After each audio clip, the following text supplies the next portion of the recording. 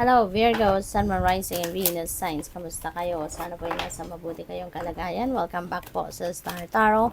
Kung bago kayo rito, welcome din kayo. Thank you for your support. I truly appreciate it. God bless you all. Virgo, paunang mensahe po ninyo ay awakening. Look at things in a different way and all will make sense. Ayan. So, parang panahon ngayon para subukan mo na tignan, no, ang mga bagay on a different lens, no?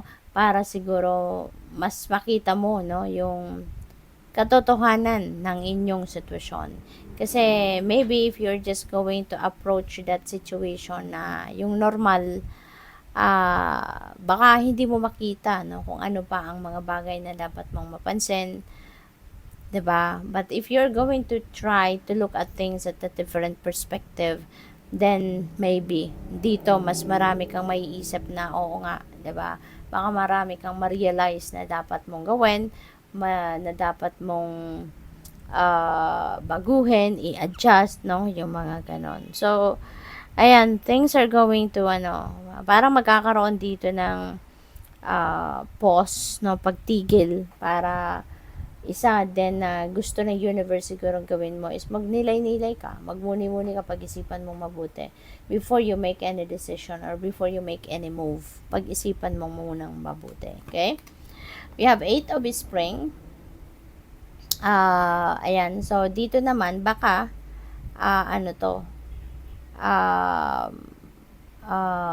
wonderful and beautiful opportunities pwedeng dumating dito kasama na yung pagta-travel dito, no, for whatever reason. Meron dito pwedeng offer, 'di ba? Pwedeng offer ng trabaho, pwedeng offer ng career change, no, mga ganon, or anything. Depende sa inyong sitwasyon, but those are wonderful opportunities that might come your way sa ngayon. Kaya kailangan handa kayo, no? You need to be ready for anything. You need to be physically fit and ready, no, para sa kahit anumang opportunity na pwedeng dumating. Okay? So, yun. Tingnan natin kung ano pa. We have Two of Summer. Ayan. So, dito sa Two of Summer, napakaganda kasi this is partnership, no? This is partnership. Lalong-lalo na if you are still single. Baka ngayon, ito yung panahon, baka naman na magka-love life ka na, hindi ba? Baka dito may makikilala ka na magiging jowa mo, may makikilala ka magiging manliligaw mo or liligawan mo, yung mga ganon ba, no? Pwede rin ang iba sa inyo rito, kung dati na kayong may karelasyon, no, at baka may pag-aaway na nagaganap, may hindi pagkakaintindihan, so now is the time also na magkakabati na kayo, magkakaayos din kayo, at mapapatch up nyo din kung ano man ang hindi ninyo pagkakaintindihan, hindi ba? So, what else? We have the moon. Ayan. It is important to trust your intuition, Virgo. Pakinggan ninyo, sundin ninyo yung inyong gut instinct, okay? Lalo-lalo na kung meron kayong mga desisyon na kailangan gawin sa ngayon. Hindi lang yung logical mind ang gamitin ninyo sa pagdedesisyon, but also, consult your intuition. Kasi yung intuition naman is when you allow that intuition to be your guide, no, makakaasa ka din, no, na kahit hindi ka mag-isip, kung papakinggan mo lang kung anong bulong ng intuition mo, makakaasa ka na dadalhin ka nito sa tamang direksyon. Makakaasa ka na mapupunta ka sa tamang sitwasyon, no? Kaya, ayan, pakinggan ninyo yung inyong intuition, okay? What else?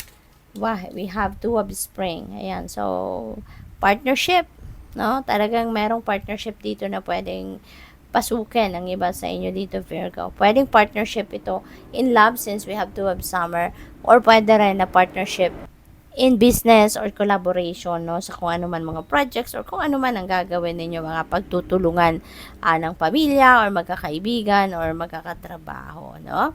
Pwede rin na nagpaplano ang iba sa inyo rito. Baka you are making plans. You are making plans sa ngayon regarding you're making plans regarding siguro pagta-travel, or you're making plans regarding siguro pagtatayo ng negosyo or whatever, no, na pwedeng pagkaperahan, hanap buhay, maging bagong karera, mga ganon, no. So pwedeng ganon. At travel, no, nakikita ko rin dito na pwedeng magta-travel ang iba sa inyo. The world, wow, so travel, ang lakas ng ano, no, ng travel energy dito. 3. So, Virgo, pwedeng kayo yung magta-travel, hindi lang domestic, kundi pwedeng merong magta-travel sa inyo dito across the globe, no? For various reasons. Pwedeng baka may job opportunity overseas, baka merong mamamasyal, magtutour, or pwedeng merong negosyo, no? At yun ang gagawin ng iba sa inyo rito. So, this is a very successful time para sa inyo din. Marami kayong mga achievements na pwedeng makuha na sa ngayon, ano, baka meron kayong mga projects or alam mo yun, yung mga pinagtatrabahuan ninyo, pinagsisikapan ninyo, maybe you are going to accomplish them sa ngayon. Kung ano man itong mga pinagsisikapan at pinagtatrabahuan ninyo, maybe now is the time that you are definitely going to to achieve them and accomplish them, no? So, yun. Aside from travel, maaari din na meron kayong sisimulang mga bagong ganap sa buhay. So, pwedeng yung mga partnerships na to, no? Baka related yan doon sa mga gagawin ninyo, no? Na meron kayong collab na gagawin. So, good luck. Thank you for watching Love and Light. Namaste.